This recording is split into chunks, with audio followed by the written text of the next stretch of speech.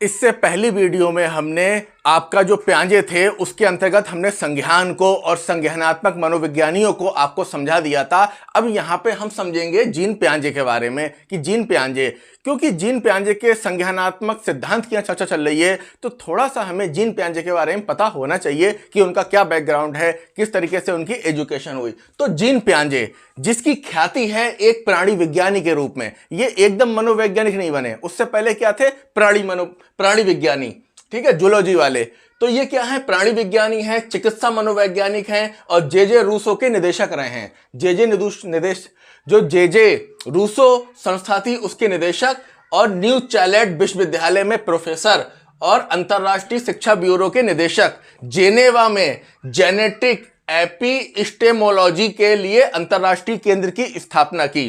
किसके लिए? Genetic epistemology, जिसको कहते हैं अनुवांशिक ज्ञान मीमांसा, और इसी का दूसरा नाम है प्याजे का कारखाना। प्याजे का कारखाने के नाम से ये जगह जो थी प्रसिद्ध थी। तो इस तरीके से ये इनकी पहचान है। प्राणी वैज्ञानिक हैं, चिकित्सा मनोवैज्ञानिक हैं और इनका जन्म जो हुआ था वो 1896 में न्यू चाइल्ड स्विट्जरलैंड में हुआ था। कहाँ हुआ था? स्विट्जरलैंड में हुआ था। और इनकी जितनी शिक्षा हुई है वो न्यू चाइल्ड में ही हुई है। और यहाँ तक कि जिन्होंने अपनी स्नातक और परास्नातक की परीक्षाएं की और जो पीएचडी की वो भी कहाँ से की? New child Switzerland. इन्होंने यहाँ से ही क्या करी है? पढ़ाई करी है। और ऐसा नहीं कि ये एकदम मनोवैज्ञानिक बन गए, इससे पहले जो चूंकि ये प्राणी वैज्ञानिक थे तो इनका जो पहला शोध हुआ था वो एल्विन गौरैया पे हुआ था। कहीं वो डीप क्वेश्चन में विशिष्ट क्वेश्चन लगा दे कि संज्ञानात्मक विकास के जो जनक है प्याजे, उन्होंने पहला प्रयोग किस पे किया था? तो पहला जो शोध था वो एल्विनो गौरैया पे था, दूसरा था मोलस्क पे। मोलस्क क्या होता है? बायोलॉजी में आपने देखा होगा, जूलॉजी में, कि क्या होता है कि कुछ कवच वाले प्राणी होते हैं, जैसे घेंगा होता है वो कवच के अंदर रहता है, शंख देखा है आपने। तो इस तरीके से मोलस्क प्राणियों पर रिसर्च करी और इन्हें बहुत प्रसिद्धि मिली। फिर इन्होंने क्या करा? न्यू चाइल्ड विश्वविद्यालय से ही प्राणी शास्त्र और दर्शन शास्त्र का गहन अध्ययन किया और आगे चलकर जैविक मीमांसा, मतलब जैविक और ज्ञान मीमांसा, इन दोनों को मिला दिया। ठीक है, जैविक क्या था? प्राणी विज्ञान, और दर्शन ज्ञान मीमांसा। मीमांसा का मतलब होता है चिंतन करना, चर्चा करना। इसके बाद क्या घटना घटती है? अभी तक तो मामला सही चल रहा था। जीन प्याजे जो थे प्राणी वैज्ञानिक थे, इनकी स्टडी चल रही थी। और क्या हुआ? घटना ये घटी कि ये पेरिस गए। और जब ये पेरिस गए, पेरिस जो है फ्रांस की राजधानी है, और वही हुआ कि जो नहीं होना चाहिए था कि पेरिस में इनकी जो मुलाकात है जो सबसे खतरनाक आपके व्यक्ति थे जिनका नाम था अल्फ्रेड बिने, जिसका कि काम है बुद्धि परीक्षणों पर। आपने पढ़ा होगा साइमन बिने के बुद्धि परीक्षण। साइमन अलग हैं, बिने अलग हैं। और जब इनकी मुलाकात होती है बिने से तो इनका जीवन दर्शन बदल जाता है। तभी तो हम आपसे कहते हैं कि आप टीचिंग करिए, आप पढ़ाइए। इससे क्या होता है कि आपका संपर्क लगातार क्या होता है, पढ़ाने वाले लोगों से होता है। और कई बार जब आप किसी सेमिनार को अटेंड करते हैं या किसी और संस्था में जाते हैं आते हैं तो वहां के जो शिक्षाविद होते हैं या शिक्षा को जानने वाले लोग होते हैं आपके फील्ड के, उनसे मुलाकात होती रहती है। उसी क्रम में पेरिस में क्या घटना घटी कि इनकी मुलाकात किससे हुई? अल्फ्रेड बिने से। और उस समय जो अल्फ्रेड बिने थे वो काम कर रहे थे बुद्धि परीक्षणों पे। उन्हें एक बंदे की जरूरत थी, एक व्यक्ति की जरूरत थी जो उनकी हेल्प कर सके। और वो व्यक्ति कौन मिला उन्हें? क्या? जीन प्याजे। और इसके बाद इन्होंने पेरिस में जो बिनेट टेस्टिंग लेबोरेटरी जो थी, मतलब एक तरीके से लैब थी, उसमें काम किया। किसके साथ? बिने के साथ। और फिर ये अपने आप भी काम करने लगे और करते करते इन्होंने पहला जो परीक्षण किया वो अपने 3 बच्चों पे किया, जिसमें एक का नाम था जैकलिन, दूसरे का नाम था लुई सेने और तीसरे का नाम था लॉरेट प्याजे। इन तीनों के नाम के बाद प्याजे प्याजे लगता है। इनकी वाइफ का नाम जो था वो क्या था? वैलेंटाइन।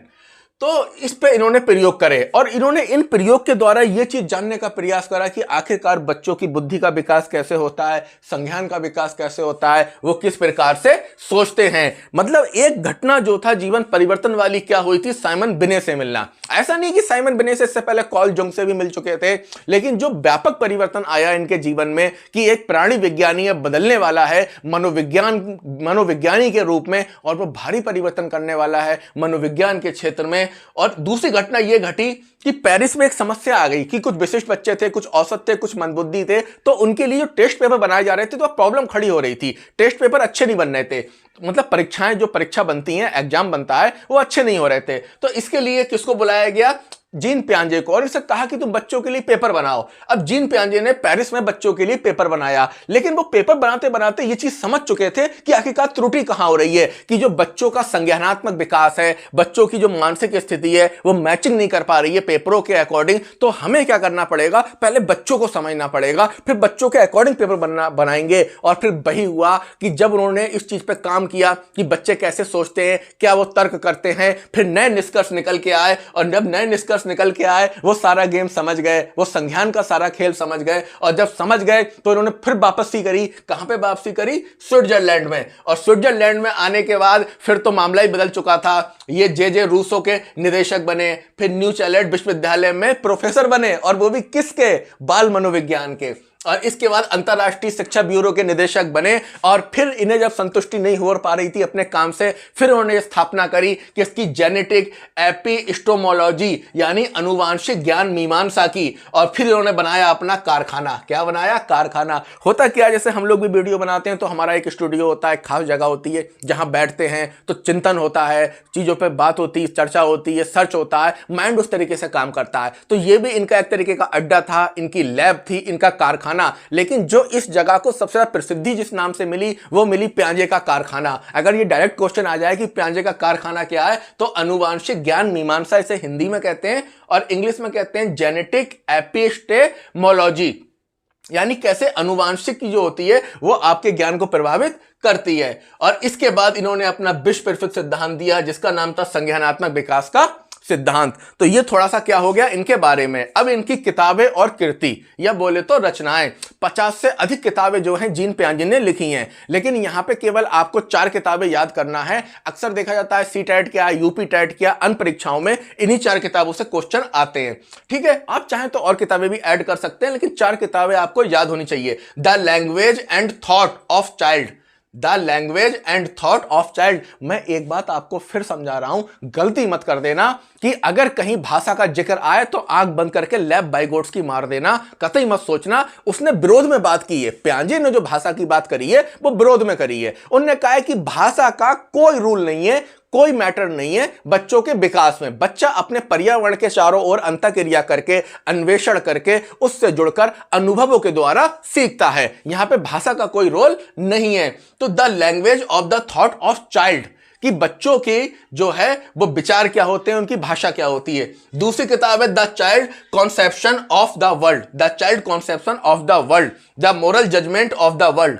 तीसरी किताब इनकी कौन सी है? The moral judgment of the world. चौथी किताब है साइकोलॉजी ऑफ द चाइल्ड। तो ये इनकी 4 प्रमुख किताबें हैं। अब जीन पियाजे का, जैसा कि आपको एक नाम पता है, संज्ञानात्मक विकास का सिद्धांत। जीन पियाजे के सिद्धांत के कुल 3 नाम है, धोखा मत खा जाना। वो तीनों नाम आपको पता होने चाहिए, जिसमें पहला नाम है विकास का सिद्धांत। अगर डायरेक्ट आ जाए विकास का सिद्धांत तो डार्विन को मत मार देना। डार्विन का था कृमिक विकास का सिद्धांत, ठीक है, गलती मत कर देना। तो यहां पे अगर सिद्धांत आए तो विकास का सिद्धांत किसका है? विकास का सिद्धांत है जीन पियाजे का। देखो सिद्धांत तो एक ही है, संज्ञानात्मक मनोविज्ञान का सिद्धांत, लेकिन इस सिद्धांत के 3 नाम हैं। जैसे बच्चे का तो एक ही नाम होता है, पर उसे घर पे कुछ और नाम से पुकारते हैं, गली मोहल्ले में किसी और नाम से पुकारते हैं, और उसे स्कूल में किसी और नाम से पुकारते हैं। बच्चा तो एक ही है, वैसे ही ये सिद्धांत एक है, पर इसके 3 अलग अलग नाम है। पहला क्या है? विकास का सिद्धांत। दूसरा क्या है? मानसिक विकास का सिद्धांत। तीसरा है संज्ञानात्मक विकास का सिद्धांत।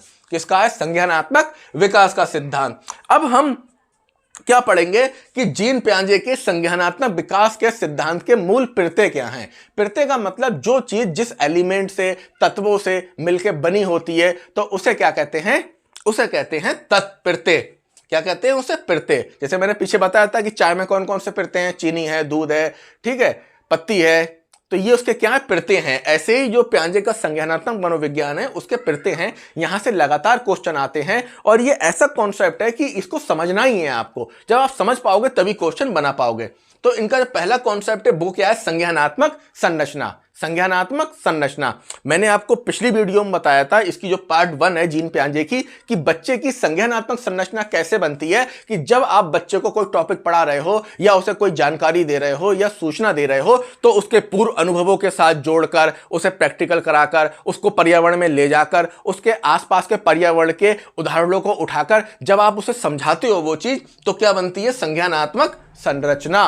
पूरे दिमाग में एक स्ट्रक्चर बन जाता है। जैसे हमसे कोई पूछे कि बताइए इतिहास के बारे में बताइए तो हम छूटते ही क्या कहते हैं, इतिहास को 3 भागों में विभाजित किया गया है, प्राचीन इतिहास, मध्य इतिहास, आधुनिक इतिहास। प्राचीन इतिहास में सिंधु घाटी की सभ्यता है, वैदिक काल है, मौर्य काल है, मौर्योत्तर काल है। तो ये क्या है, हमारे दिमाग में संरचनाएं बनी हुई हैं। तो वैसे ही क्या है कि बच्चे के दिमाग में क्या होता है, संज्ञानात्मक संरचनाएं बनती हैं। वो कब बनती हैं, जब बच्चे को आप कोई चीज पढ़ाते हो या आप खुद कोई चीज पढ़ते हो तो उससे पहले के पूर्व अनुभव आपके दिमाग में होता है। जैसे आपकी कहीं लड़ाई, वैसे कहीं पे कोई लड़ाई हो गई, अब वहां के लोगों में जिनमें लड़ाई हुई उनके बारे में आप पर्सनली नहीं जानते हो, तो आपके दिमाग में संज्ञानात्मक संरचनाएं नहीं बनेंगी। लेकिन आप उन सभी लोगों को जानते हो जो लड़ाई में शामिल थे, तो आपके दिमाग में संज्ञानात्मक संरचनाएं बनेंगी कि हाँ वो पहले वो आया था, फिर ऐसे लड़ाई हुई। तो संज्ञानात्मक संरचना का मतलब है टॉपिक को बच्चों के पूर्व अनुभवों, पूर्व ज्ञान और आसपास की चीजें, जैसे मैंने समझाया था कि पौधा आप पढ़ा रहे हो बच्चों को, प्रकाश संश्लेषण,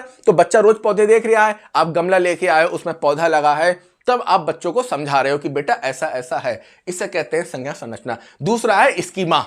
स्कीमा का मतलब यह होता है कि अपने दिमाग में किसी चीज को स्कीम कर लेना। अब जैसे मैं अगर चाहता तो क्या कर सकता था कि आपको, मुझे पता है कि सबसे ज्यादा क्वेश्चन जो हैं पियाजे की अवस्थाओं से आ रहे हैं, दूसरे नंबर पे क्वेश्चन आ रहे हैं इसके सिद्धांतों से, जो जो आपके प्रत्यय हैं इन प्रत्ययों से आ रहे हैं, तीसरे नंबर पे जो क्वेश्चन आ रहे हैं वो संज्ञान से आ रहे हैं। तो पहले मैं आपको वो पढ़ा देता अवस्थाएं, फिर मैं आपको ये पढ़ा देता। ये पढ़ाने की मुझे कोई आवश्यकता ही नहीं थी।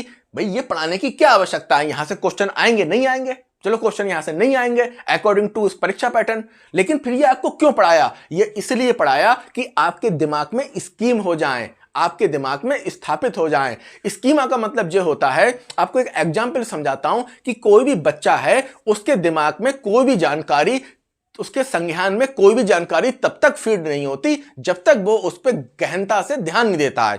कोई बच्चे को कोई खिलौना मिला, उस खिलौने को मिलने के बाद जब वो नया खिलौना है तो बच्चा बहुत ध्यान से उसे देखता है, उसे समझता है, उसको बहुत अच्छे से ऑब्जर्व करता है, और जब वो उसके संज्ञान में बैठ जाता है फिर वो उसे फेंक देता है, फिर उसका उसमें कोई इंटरेस्ट नहीं रहता। कहने का मतलब बहुत सी जानकारी, सूचनाएं बच्चे के दिमाग में आती हैं लेकिन वो उसके स्कीमा में नहीं आती। कब तक नहीं आती, जब तक वो उस पर गहन ध्यान नहीं देता है, उस पर गहन तरीके से देखता नहीं है, उसको समझता नहीं है। यही तो आपके साथ होता है। कंपटीशन के जितने टॉपिक हैं, जितनी नॉलेज है, जितने नोट्स हैं, जितनी पढ़ाई है, वो आपको याद क्यों नहीं होती? वो इसलिए याद नहीं होती क्योंकि वो आपके स्कीमा में नहीं आती और तभी दिमाग से उड़ जाती है। क्योंकि जो साइंटिफिक बात है वो क्या है कि मेमोरी केवल 30 सेकंड तक रहती है, लेकिन अगर वो चीज स्कीमा में स्टोर हो गई तो लॉन्ग टर्म रहेगी। वो स्कीमा में इसलिए नहीं आती क्योंकि आप उस पर गहनता से ध्यान नहीं देते, गहनता से उसको देखते नहीं हो और उसको समझते नहीं हो। तो जैसे ही हम किसी चीज के बारे में गहनता से देखते हैं, समझते हैं, वो कहां आ जाती है? हमारे स्कीमा में आ जाती है। जैसे आपको कार लेना है तो कारें तो बहुत सारी हैं, लेकिन कोई एक कार को आपने गहनता से देखा, आपको पसंद आई, आपने समझा, उसके फीचर्स देखे, फिर वो आपके स्कीमा में आ गई। अब आपको वही चाहिए, आप उसको पहचान लोगे आसानी से।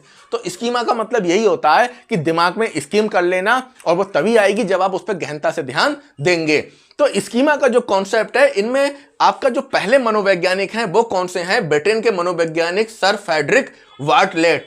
सर फ्रेडरिक बार्टलेट, इन्होंने सबसे पहले इस कॉन्सेप्ट को दिया। देखो एक चीज समझ लो कि कोई भी चीज होती है तो उसमें क्या होता है, एकदम उसका डेवलपमेंट नहीं होता। मतलब उसकी शुरुआत किसी ने करी होती है, उसको प्रसिद्धि कोई और दिलाता है और उसका विकास कोई और करता है। तो जो स्कीमा शब्द है, इसका कॉन्सेप्ट दिया था सर फ्रेडरिक बार्टलेट ने। पियाजे के ऊपर, अगर पियाजे नहीं है ऑप्शन में तो अगर पियाजे है तो मार देना। लेकिन अगर कहीं पे सर फ्रेडरिक बार्टलेट है और वो कुछ पूछ रहा है कि पियाजे की संकल्पना की, स्कीमा की संकल्पना किसने दी है, तो स्कीमा की जो संकल्पना दी है वो फ्रेडरिक बार्टलेट ने दी है। क्या दी है? संकल्पना। और इसको प्रसिद्धि दिलाई है पियाजे ने, प्रसिद्धि दिलाई है पियाजे ने। और इसको विकसित किया है रिचर्ड एंडरसन ने। क्या करा है? इसको विकसित किया है। और इसका प्रयोग वर्तमान में कौन करा? सबसे ज्यादा डेविड। मतलब इसका जो एक तरीके से इसको कॉन्सेप्ट जो दिया था वो सर फ्रेडरिक ने बार्टलेट ने दिया था, और इसको प्रसिद्धि दिलाई पियाजे ने, और रिचर्ड एंडरसन ने इसे विकसित किया, और डेविड ने इसका वर्तमान में प्रयोग किया और इसको व्यवस्थित किया। ठीक है, तो ये क्या हो गया आपका स्कीमा। अब आया अनुकूलन। अनुकूलन क्या है? ये विज्ञान का शब्द है। अनुकूलन का मतलब यह होता है कि वर्तमान में कोई परिस्थिति है, तो उस परिस्थिति के लिए आप नए अनुभवों और पुराने अनुभवों के हिसाब से, मतलब जो आपके पुराने अनुभव हैं और कुछ नए अनुभव हैं, उनके हिसाब से आप क्या करते हो, एक तरीके से नई परिस्थितियों के साथ अपनी एडजस्टमेंट करते हो, अपना सामंजस्य बिठाते हो, या नई परिस्थितियों को आप फेस करते हो। किसके द्वारा? अपने पुराने अनुभवों और नए अनुभवों को देखने के बाद। इसी को कहते हैं अनुकूलन, इसी को कहते हैं अनुकूलन। जैसे आपको गर्मी लग रही है, तो आपके पुराने अनुभव क्या है कि किसी पेड़ के नीचे चले जाओ या पंखे नीचे चले जाओ तो आपको वहां सुकून मिलेगा। तो आप क्या करते हो, अपने पुराने अनुभवों का फायदा उठाकर एक तरीके से क्या करते हो, कुछ ना कुछ अपना अनुकूलन कर लेते हो। तो अनुकूलन का मतलब यही होता है कि एक तरीके से आप अपने आप को व्यवस्थित कर लेते हो नई परिस्थिति के अकॉर्डिंग, खुद को ढालने में या वहां पे सेट होने के लिए। ठीक है, अब जैसे कुछ जंतु थे, वो वातावरण के हिसाब से खुद को नहीं ढाल पाए, वो मर गए, और जिसने खुद को ढाल लिया वो जिंदा रह गया। अब ऊंट है, ऊंट को पानी रेगिस्तान में पाया जाता है, अब रेगिस्तान में पानी नहीं होता, तो ऊंट का अनुकूलन कैसे होता है? ऊंट के पास एक कुवड़ होता है जिसमें पानी स्टोर कर लेता है और अपने बुरे वक्त में पानी का इस्तेमाल कर लेता है। तो अनुकूलन एक प्रक्रिया है जिसमें व्यक्ति पुराने अनुभवों के द्वारा नई परिस्थितियों का सामना करने को तैयार हो जाता है। अब जैसे आपके साथ भी होता है, जब आप शिक्षक बनोगे तो कोई बच्चा नई सिचुएशन क्रिएट कर देगा, कोई नई समस्या खड़ी कर देगा, कोई और आफत आएगी, तब आपको पुराना अनुभव याद आएगा कि जब आप विद्यालय में पढ़ रहे थे तो आप भी ऐसे ही करते थे, दीवार कूद के भागते थे, या कुछ दाएं बाएं हट जाते थे, या क्लासें छोड़ देते थे, बंक मार देते थे। तो इस तरीके से जो आपके पुराने अनुभव हैं वो हेल्प करते हैं नई चीजों के साथ को फेस करने में। इसको कहते हैं अनुकूलन। इसमें दो चीजें होती हैं, एक होता है समावेशन और एक होता है समायोजन। बहुत से लोग कंफ्यूजन रहते हैं इन दोनों शब्दों में। इन दोनों शब्दों को अगर समझना है तो एग्जाम्पल के हिसाब से आप समझ सकते हैं। तो समावेशन का मतलब होता है आत्मसात करना। जैसे बच्चा जो होता है दूध पीता है, तो दूध जब पीते हुए जो निप्पल होता है उसको चूसता है, तो जब चूसता है तो उसके जो तालू हो गए, होठ हो गए, हाथ हो गए, वो एक प्रकार का एडजस्टमेंट करते हैं। यानी वो जब दूध पी रहा है तो दूध पीते पीते वो ये कला सीख गया है कि बस चूसना है। वो चूसण की क्रिया को आत्मसात कर लिया निप्पल को पीते हुए। अब क्या हुआ कि निप्पल का दूध खत्म हो गया, उससे बोतल दूर अलग ले ली। अब बोतल ले ली, अब उसे चप्पल मिल गई, वो चप्पल भी मुंह में ले रहा है। वो थोड़ा बहुत टहलता हुआ गया, रिंगरिंगाता हुआ, उसे कोई भी चीज मिल गई, वो उसके मुंह में। आपने नोटिस किया कि जो छोटे बच्चे होते हैं उन्हें जो दे दो वो कहां चला जाता है? उनके मुंह में। वो ऐसा क्यों करते हैं? वो ऐसा करते हैं समावेशन के कारण, क्योंकि उन्होंने लंबे समय तक एक ही एक्टिविटी सीखी है, वो है निप्पल को चूसना, और सारे काम उसका भाई दूध ही पीता है, इसके अलावा कुछ पीता नहीं है। अब दूध पीते हुए उसका क्या हो गया? समावेशन। अब उसको क्या मिला? चप्पल, उसने चप्पल भी चूसना शुरू कर दी। उसको पेन दे दो, पेन भी चूसेगा, उंगली दे दो, उंगली भी चूसेगा। तो इसे कहते हैं समावेशन। ठीक है, यानी क्या होता है कि बच्चे के जिस अनुभव, पुराने अनुभव है जो वो जहां एडजस्ट कर चुका है, जो पुराने उसके अनुभव हैं जिनको वो सीख चुका है, उनको अप्लाई कर देता है नई चीज पे। अब वो निप्पल पी रहा है, वो अच्छे सीख चुका है कि मैं ऐसे करूंगा तो दूध मिल जाएगा। अब उसे मिल गया ये मार्कर, तो मार्कर भी चूसने लगा। इसी को कहते हैं समावेशन। और दूसरा शब्द है समायोजन, एडजस्टमेंट। समायोजन जो इससे थोड़ी सी ऊपर की चीज है, यानी लेवल फर्स्ट क्या है? समावेशन, और लेवल 2 क्या है? समायोजन। यानी एक चीज उसने आत्मसात कर ली, एक चीज सीख ली, अब ये उसके ऊपर की चीज है। वो कैसी? जैसे अब बच्चा बड़ा है, बड़ा होने पे क्या हुआ? वो टीवी देख रहा है, और उसका समावेशन क्या है कि जब वो टीवी देख रहा है तो सोफे पे बैठेगा, या कुर्सी पे बैठेगा, या वो किसी स्टूल पे बैठेगा। अब ना तो कुर्सी है, ना सोफा है, ना स्टूल है। तब उसने दिमाग लगाया कि क्या चीज ऐसी है जो मेरा एडजस्ट कर लूं, जिस चीज से, इसका मतलब क्या है? एडजस्ट। समायोजन का मतलब एडजस्ट कर लूं। वो क्या करा? बाल्टी ले आया और बाल्टी को उल्टा करा, उसके ऊपर बैठ गया। या वो टब ले आया, टब को उल्टा करा, उसके ऊपर बैठ गया। या खाली गमला रखा है तो उसके ऊपर बैठ गया। कई बार कोई ऐसा चौखुंटा बॉक्स जो रखा है वो उसको खींच लाया, वो उसके ऊपर बैठ गया। तो इसे कहते हैं समायोजन। क्या कहते हैं? समायोजन। समावेशन में क्या था? एक कला उसने सीखी, उसको अप्लाई कर रहा था दूसरी पे। और समायोजन में क्या है? जे उससे ऊपर की चीज है। अब वही बच्चा, उसको पता है कि कुर्सी मेज नहीं है, तो जस्ट उसी की तरह जो चीज काम निकल जाए उसको वो ले आया और उस पर आके बैठ गया।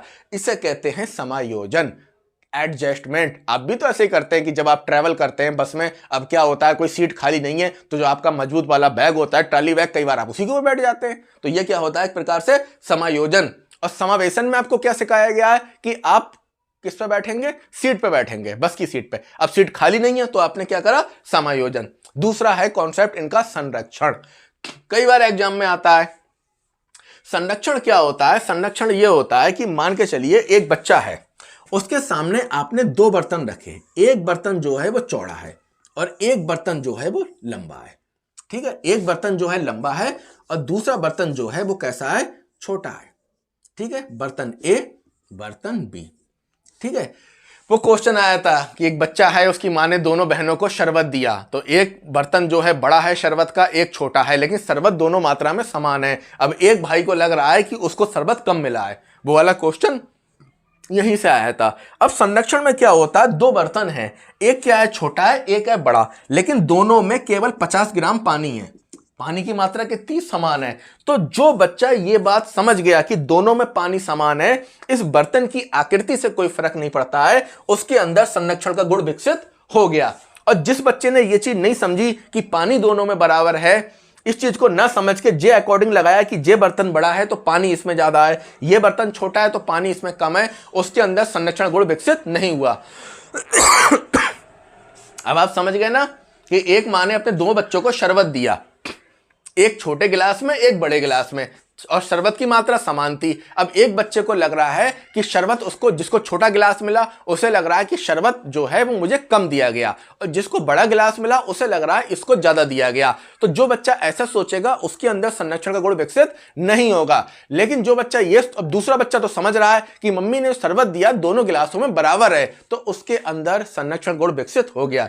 विकेंद्रीकरण का मतलब यह होता है कि किसी एक बिंदु पर ना सोचकर कई बिंदुओं पर सोचना, एक बिंदु पे ना सोचकर कई बिंदुओं पर सोचना, इसे कहते हैं विकेंद्रीकरण। जैसे बच्चे को आज स्कूल नहीं जाना है, अब उसे घर पे बहाना करना है, तो वो बहुत सी बातें सोचेगा कि क्या बहाने करूं, तो एक आध बहाना नहीं बनाएगा, वो कई बहानों के बारे में सोचेगा। तो इसे कहते हैं विकेंद्रीकरण, कि जब आपकी सोच किसी एक चीज पे केंद्रित ना होकर कई चीजों पे केंद्रित होती है, इसे विकेंद्रीकरण कहते हैं। और विकेंद्रीकरण क्वेश्चन भी ऐसे ही होते हैं जिनका एक आंसर ना होकर कई आंसर होता है। जैसे जल प्रदूषण के कारण बताइए, तो कोई एक कारण नहीं आएगा, कई कारण आएंगे। और जो आपका केंद्रीकरण क्या है? एक बिंदु पे काम करना। संज्ञानात्मक असंतुलन ये क्या होता है? संज्ञानात्मक असंतुलन ये होता है कि जैसे ही बच्चे के सामने कोई नया खिलौना आता है जो उसकी समझ में नहीं आता, तो उसके दिमाग में एक तरीके से संज्ञानात्मक असंतुलन हो जाता है कि ये क्या चीज है, तो उसको देखता है, समझता है, उसकी कार्यविधि समझता है और थोड़ी देर में वो उसको समझ जाता है, तो फिर ये असंतुलन नहीं होता, फिर संज्ञानात्मक संतुलन हो जाता है। इसको दूसरे एग्जाम्पल समझाता हूं कि जब आपके सामने रीजनिंग का कोई ऐसा क्वेश्चन आ जाता है जो आपकी समझ से बाहर हो, तो आपके स्कीम मतलब आपके संज्ञान में एकदम असंतुलन हो जाता है कि अरे ये क्वेश्चन कहां से आ गया, ये किस तरीके से घुमाया, मेरी समझ में नहीं आ रहा। तो जब वो चीज पहली बार आप देखते हैं, आपको समझ में नहीं आती, तो इसे कहते हैं संज्ञानात्मक असंतुलन। और जब वो आपको समझ आ जाती है तो हो जाता है संज्ञानात्मक संतुलन। अब है साम्य धारण या तुल्यीकरण।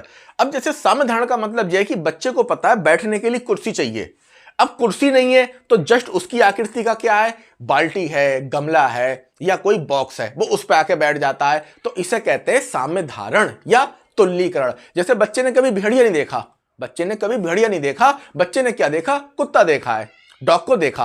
अब बच्चे को बताया गया कि बेटा जैसा डॉग दिखता है वैसा ही भेड़िया दिखता है, तो बच्चे ने अपने माइंड में क्या कर लिया? साम्य धारण कर लिया कि भेड़िया कैसा होता है? कुत्ते जैसा होता है। इसी को कहते हैं साम्य धारण या तुल्यीकरण। अगला है निर्माणवाद। निर्माणवाद, संरचनावाद, ये मैंने आपको इस जीन पियाजे की वीडियो के पहले वाले पार्ट में समझा दिया कि जब आप किसी बच्चे को प्रकाश संश्लेषण पढ़ा रहे हैं तो उसको किस तरीके से पढ़ाएंगे कि बच्चे के पूर्व अनुभवों को, पूर्व ज्ञान को और उसके आसपास की चीजों को पकड़ के जब सिखाएंगे, तो इसे कहते हैं निर्माणवाद और संरचनावाद। आप इस वीडियो के पहले वाले पार्ट में जाके वो गमला मैंने बनाया था उससे समझ सकते हैं। अगला है चिंतन और भाषा। पियाजे कहता है कि बच्चे के संज्ञानात्मक विकास में भाषा की कोई भूमिका नहीं होती, भाषा की भूमिका नहीं होती, और चिंतन जो होता है वो अपने आप होता है, आसपास के पर्यावरण को लेकर होता है। तो यहां पे इनका महत्वपूर्ण बात क्या है कि चिंतन, तो उन्होंने मेन फोकस किस पे किया है? चिंतन पे किया है। इसके बाद अब हम पढ़ेंगे पियाजे की संज्ञानात्मक विकास की विभिन्न अवस्थाएं।